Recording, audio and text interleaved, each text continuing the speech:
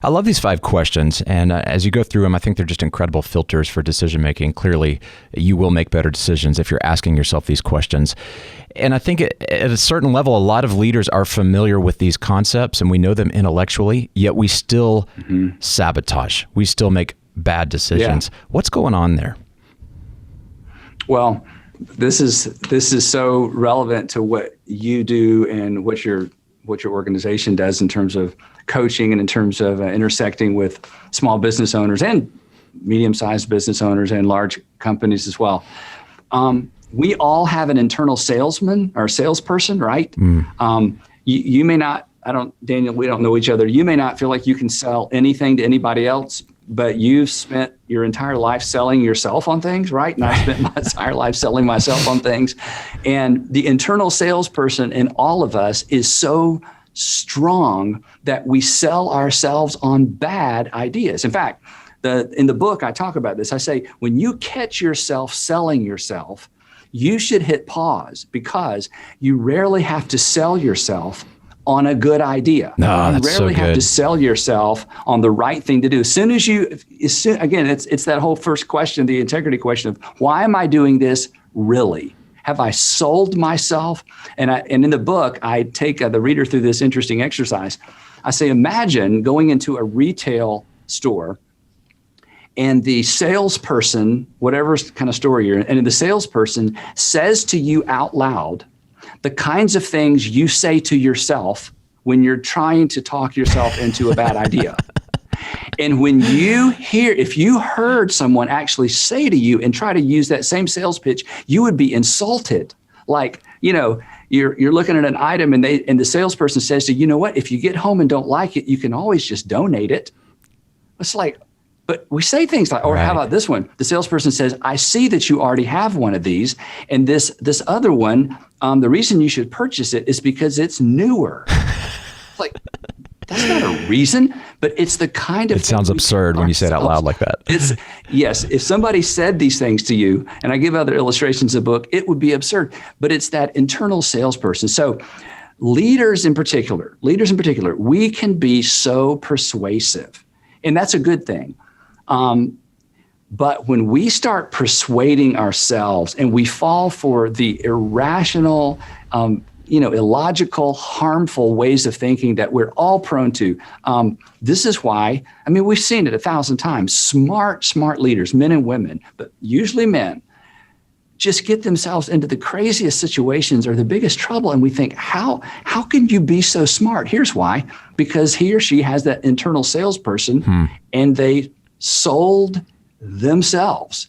And then because they're so good, they went around and sold everybody else as well, at least for a while. So again, that's why these questions are so important, because if anyone will ask themselves these 5 questions, whether it's in the business context, marriage, family, whatever it might be, they slow us down and hopefully wrestle us to the ground to be honest with ourselves. Because you know this, Daniel, we all do. The most difficult person in the world to lead is the person in the mirror. So if we can't get that right, eventually that poor leadership is going to show up in our organization as well. Yeah.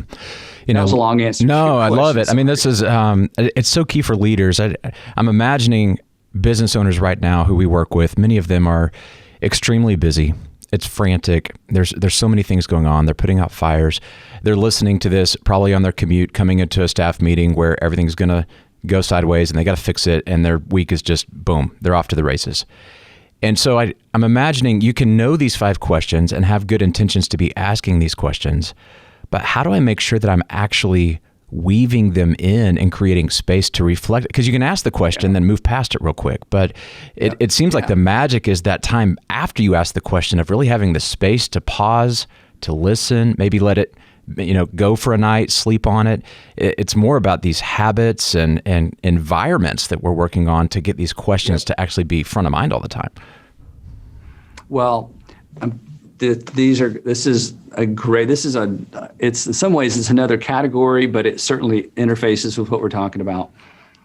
Creating the space, as a Christian, I would call it my quiet time or my devotional life. But a lot of people who aren't religious have have created space, thinking space, contemplatives do this naturally.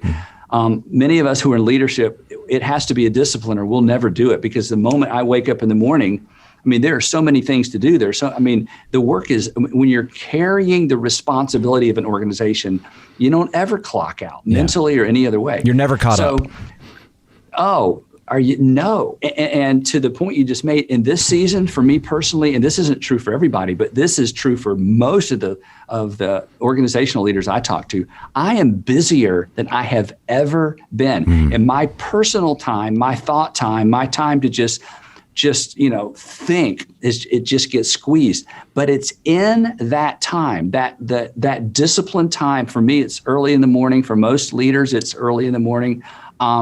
That's when you ask these questions. Okay, I know what's coming. Like, to your point, I'm about to walk into a meeting.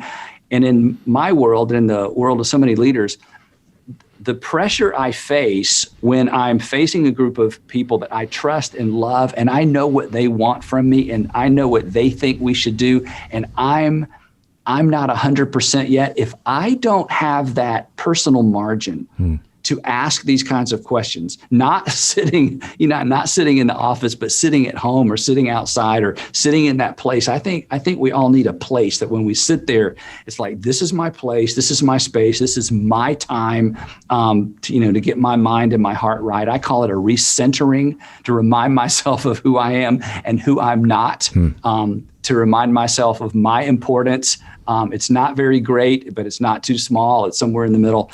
It's in that personal time that these questions take root, because you can't rush the question, why am I doing this really? And you can't rush, the question, what is the wise thing for me to do? Especially when I'm feeling pressure from other people to make a quick decision. So if we don't create space, there's not going to be any space. If we don't create time, there's not going to be any time. And Daniel, you know this because you study leadership. In every case where a corporate leader or a spiritual leader has had a moral meltdown or a financial meltdown, and every time we hear the backstory, we hear the same themes. And the same themes were, I basically just finally caught up. I kind of met myself coming and I met myself going. The pace was so frantic that I had to find an outlet. The pace was so frantic. There was no time and there was no space for me. There was just no time to think. There was no time to meditate. There was no time to, recenter myself. And so that's a discipline. And without that discipline, these kind of questions, there's just not time for them. I teach leaders all the time that the most important meeting that can be scheduled on their calendar in the week is a meeting with themselves, to block that time and say no to other meeting requests, because you know what, you're already in a meeting. And it feels weird to do if you haven't done that before. There's no way to overemphasize that. And the more pressure we feel based on the season, the less time there is for that, but the need is greater than ever.